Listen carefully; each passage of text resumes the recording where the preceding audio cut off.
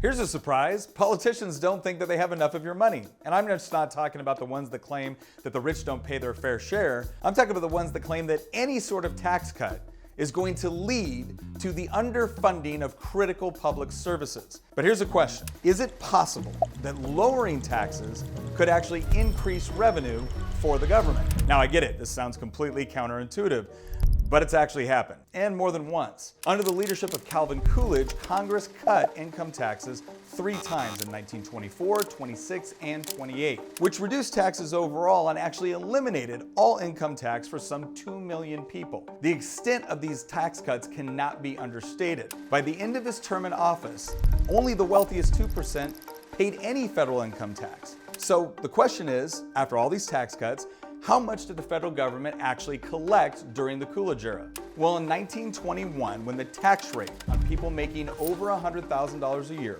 was 73%, the federal government collected a little over $700 million in taxes, and about 30% of that was paid by the people making over $100,000. By 1929, after Coolidge's tax cuts reduced that rate to 24%, the federal government collected more than $1 billion in income taxes, and 65% came from those making over $100,000. You heard that right. After lowering taxes, the wealthy were still paying more. Not to mention the fact that Coolidge actually reduced the federal debt by about 25% and helped usher in one of the largest periods of economic growth in American history. But wait, there's more. Half a century later, under Ronald Reagan, Congress massively cut taxes, and this time they did so despite the objections of even some of in his own party. During the Reagan era, the TARP marginal tax rate in the United States fell from 70% to 28%.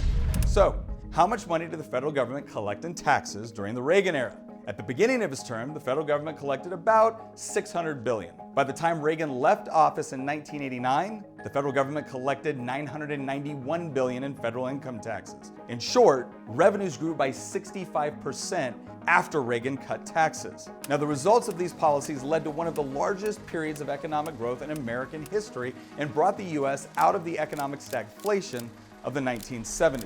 So here's the question. How is this possible? How does lowering tax rates actually lead to more revenue for the government? And the answer to that?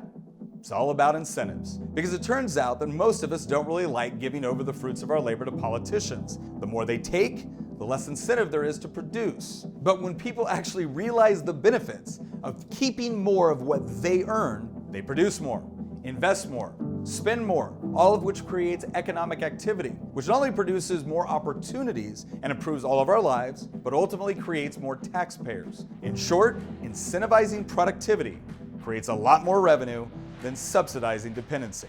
I'm Nick Freitas with the Y Minutes, and thank you for watching.